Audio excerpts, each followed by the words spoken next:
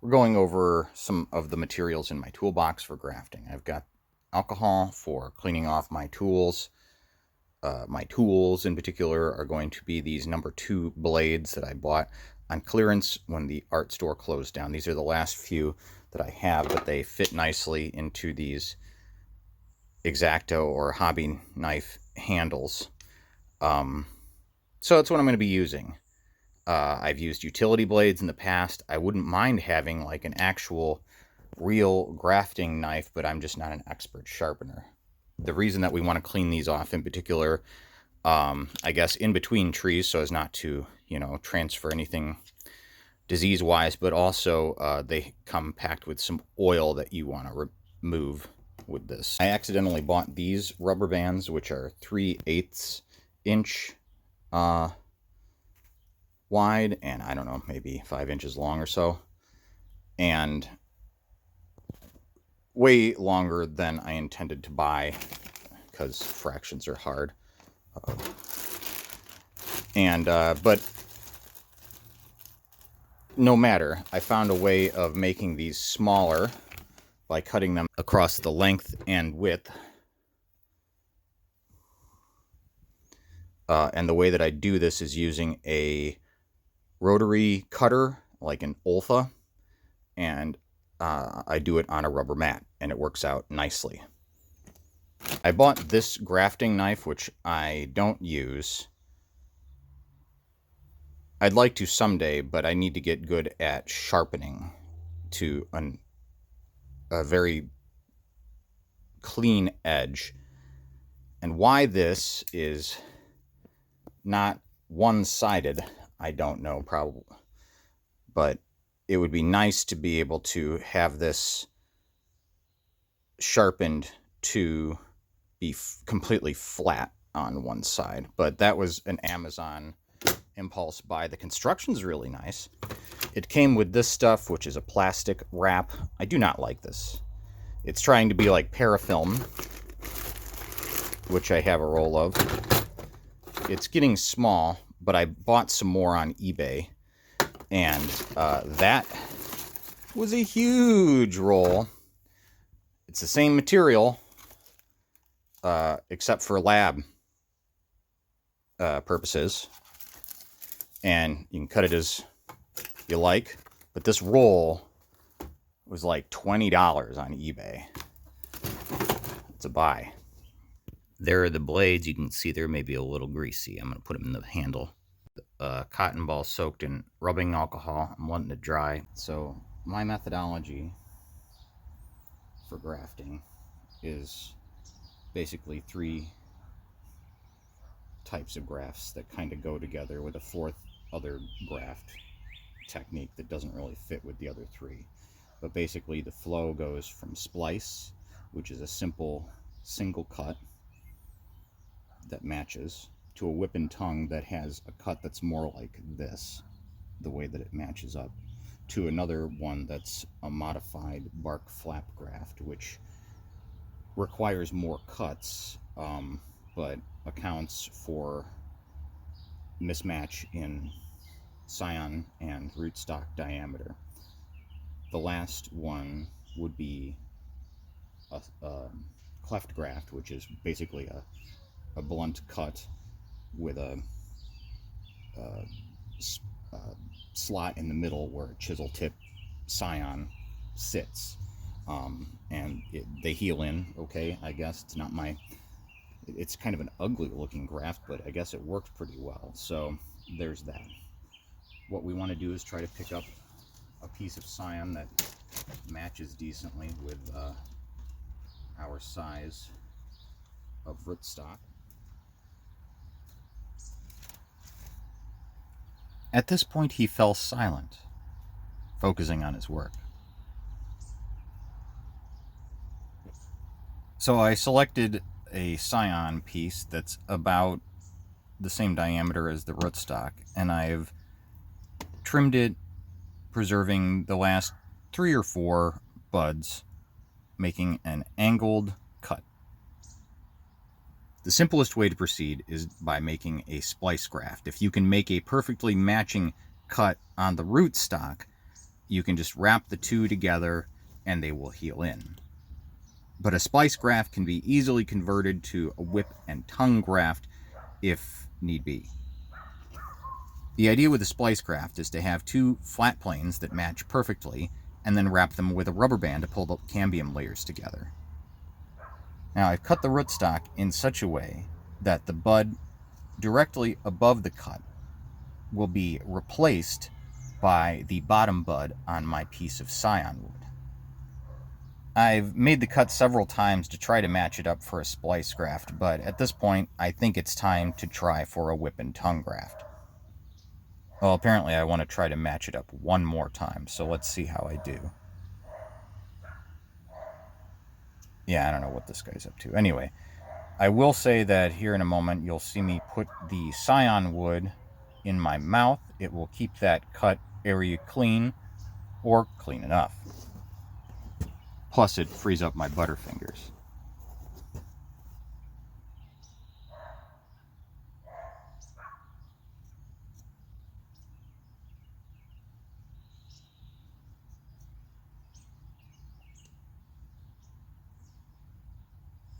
Woo! Woo! Woo!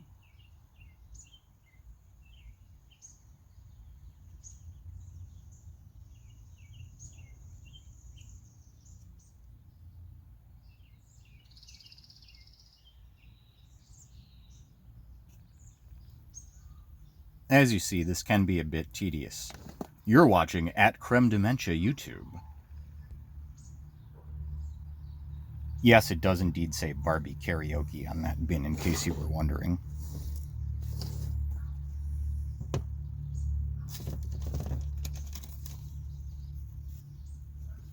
Well, I guess I am going to attempt a splice graft. So the trick with the splice graft I've found is to get your rubber band right at the bottom and then sort of roll it into place with your thumb tip right as you align the pieces of scion wood.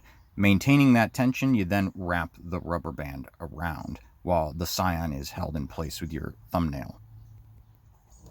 Whoopsie-daisy. Well, we'll just suck the dirt off that and spit it out.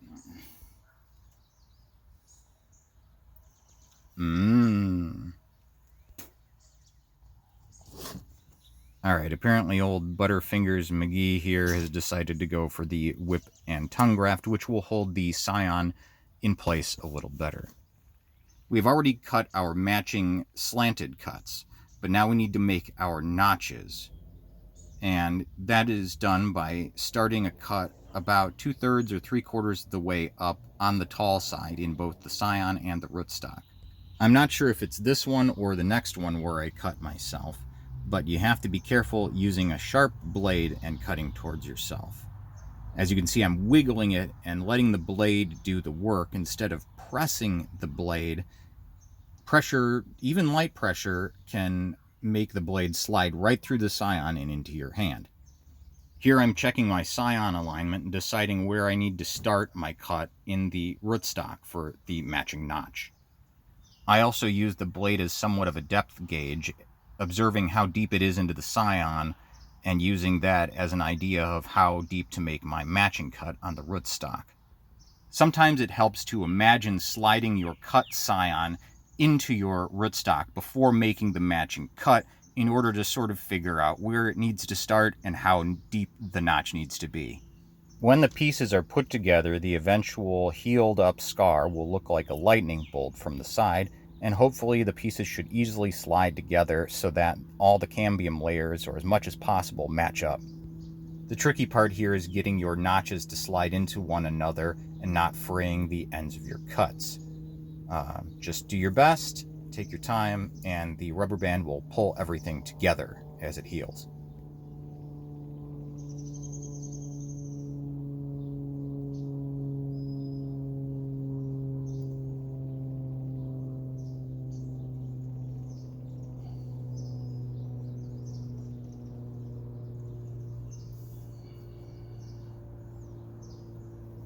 The exasperated sighs indicate that I need to adjust my cut.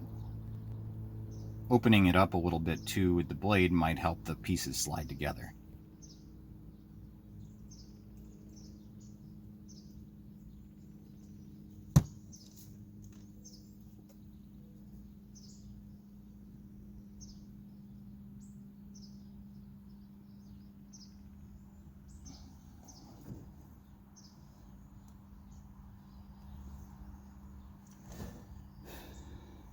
I believe the exasperated size this time indicate that there is a slight exposure of cambium that's hard to see in the camera, but I can see maybe a little bit of green peeking out at the ends of my cuts. Or maybe it's just nothing's ever good enough for this guy. Alright, we're going to start wrapping our rubber band now. Pro tip, grow out your left thumbnail during grafting season. So we'll hold the very tip of our rubber band in place over the bottom edge of our scion and then wrap over the rubber band that is held in place and pull our thumb tip out. Maintaining that pressure, we'll continue to wrap carefully, trying to keep the scion and rootstock alignment intact. My right hand fingertips kind of dance around as I wrap, maintaining that pressure, and I choke up with my left thumb in case I lose pressure, like there. Alright, and now we're going to tie it off by leaving a loop over our left hand and then tucking the remaining end under, and then you just kind of cinch it up. Ideally, the entire cut area is wrapped and held underneath the pressure of that rubber band. The excess little tail there we'll cut off with our knife. I just hold the blade in place and pull the rubber band over it just to avoid any accidental cuts with the blade. I'm using my thin roll of parafilm here, but really you can use any kind of size sheet or roll of parafilm. I don't think it matters too much. The idea is to kind of stretch it a bit as you wrap it over itself, and it will sort of self-heal. It keeps water out of the union while simultaneously allowing buds to push through any of the tape that's been wrapped over them. Parafilm is definitely superior to that plastic wrap I showed earlier in this regard. There is another product that serves a similar purpose called buddy tape, which I have not yet used. You can wrap the entire scion with parafilm, but you can also leave the end open if you want, as long as you just wrap enough on there to keep any water out of the union.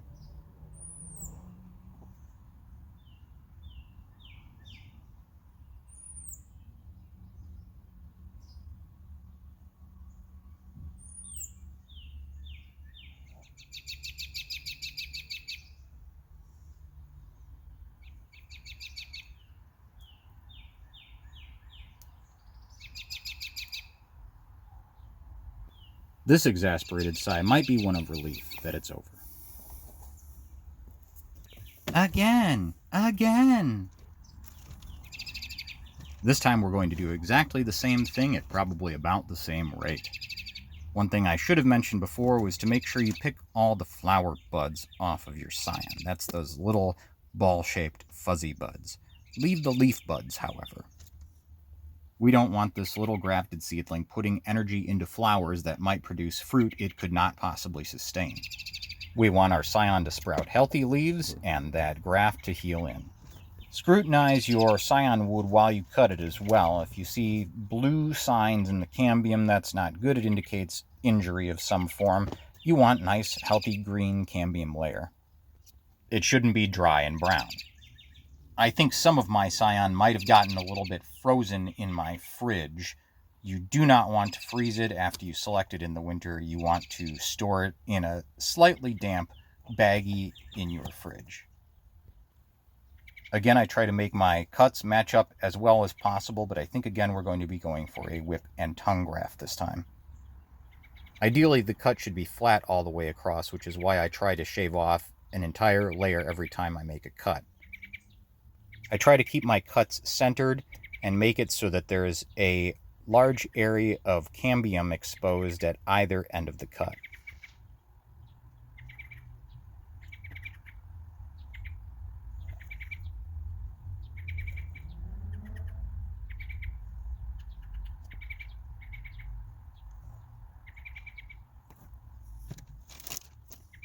It looks like I'm going to try to go for a splice graft here, but I believe I'll find that my diameters are mismatched just enough that I should probably go for a whip and tongue graft. You'll notice I've got my rubber band in place with my left hand, ready to position it and pinch it with my left thumb, but I'm going to zig when you thought I was going to zag. Time for a whip and tongue graft. This time I'm cutting a notch in my rootstock for some reason. I think it's probably best to do your scion first, but whatever. Haste makes waste. Safety third. Seriously, though, you are going to cut yourself while learning to do this. Just Be careful not to graft yourself. Work slow and steady. It wins the race. So I'm restarting my cut.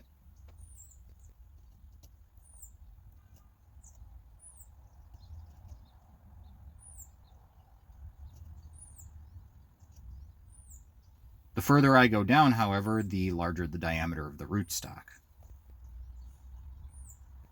Looks like I'm digging myself deeper and deeper.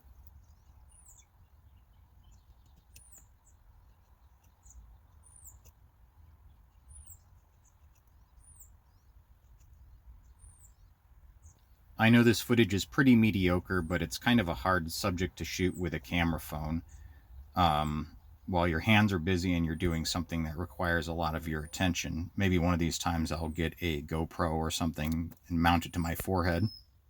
As you can see, the diameter mismatch is more pronounced than before my accidental cut, but we'll proceed.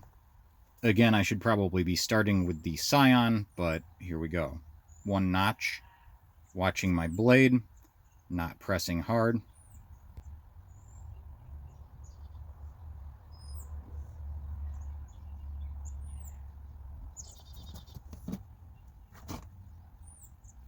Now I'm checking my Scion against my rootstock for a visual of where I need to make my cut. Again, this is a little ass backwards. I should be cutting the Scion first and the rootstock to match, but we're going to get her done. What you're seeing in this video represents my first 2 grafts of the season, so it does take a bit to shake some of that rust off after a year or so of not practicing.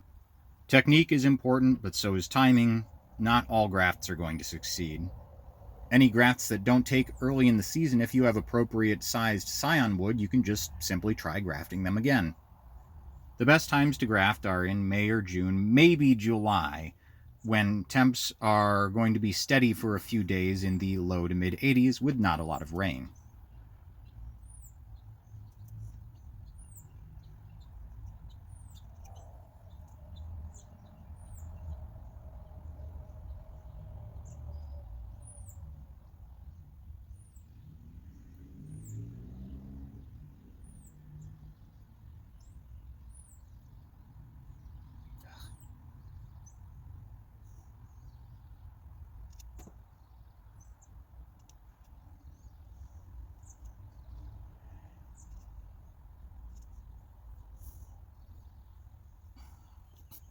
Again, more dismayed caveman grunts and sighs.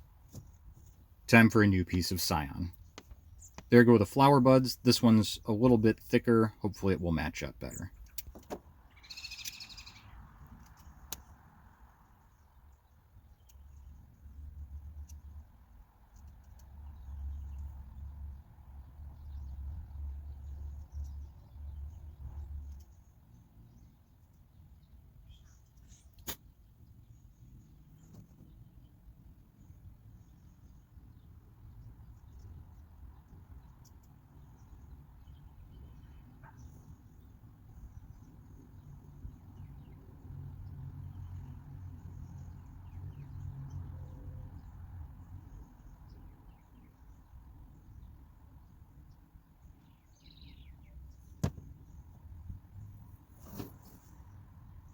Apparently I'm thinning more on top than I thought.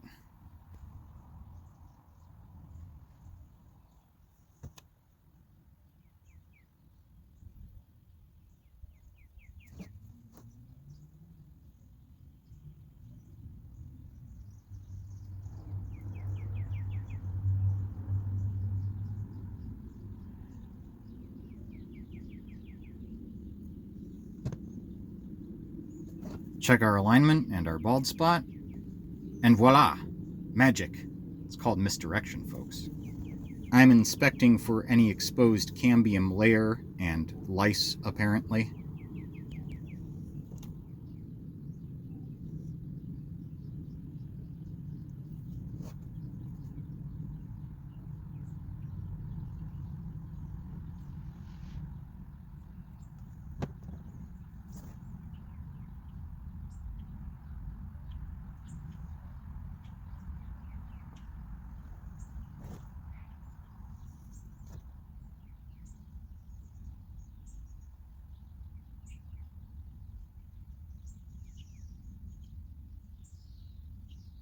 It sure looks like I'm doing more cutting than I'm actually doing.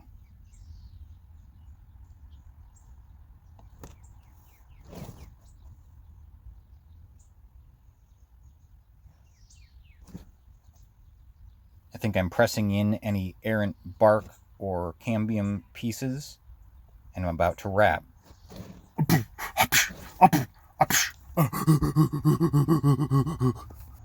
Don't worry, I'll spare you that. Although some of the work in this section of the video was obscured by my fat noggin, hopefully a review of some of the techniques were helpful.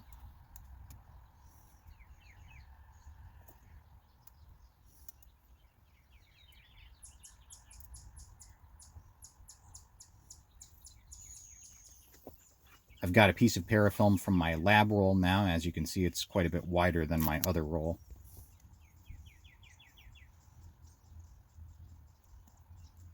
I sort of try to stretch it a bit and then wrap it, stretch it a bit and wrap it.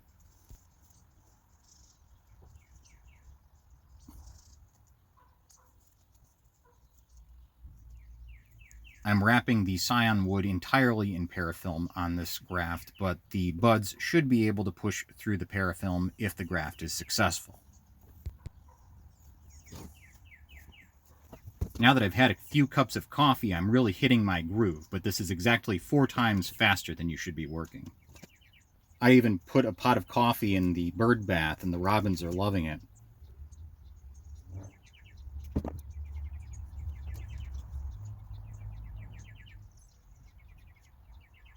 Alright, Gallant is cutting his scion first this time, unlike Goofus. We want a nice, long, flat cut that shows a healthy layer of cambium. Now we tuck it in our mouth and we do our matching cut. Oh, we're switching it up this time. We're going to do a... what the hell are we going to do? We're going to do a bark flap graft. Yes, the modified bark flap graft, which is a graft I have cribbed from watching videos of Cliff England. I'm using my cut piece of scion as a gauge for how long to make the cut on both sides. I'm cutting through the outer bark into the cambium layer so that we can peel back a flap of the bark.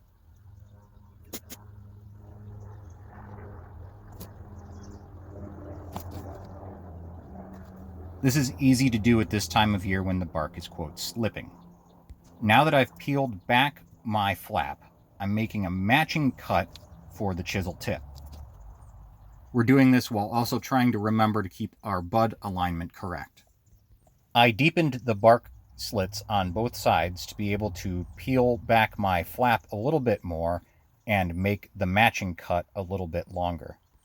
I think I've made the cut a little bit too long, so I'm sort of making a notch for the chisel tip of the scion to sit in the interior wood of the rootstock. This is not necessary, but just kind of me fudging to get this just so. This graft requires a few more cuts and a bit of fluffing. Just trying to get excess debris out of the cut there. We'll eventually place the scion in the cut and wrap the flap around it with the rubber band. No need to get that friendly with it.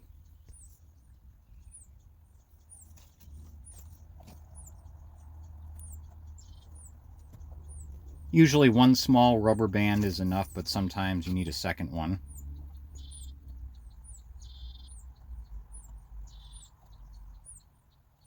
If there's excess bark flap hanging off, you can cut it off, but it'll just sort of heal in where it needs to, and any excess flap hanging will just die off. Now to put on some parafilm, we'll first trim off the excess tail of rubber band and wrap it up.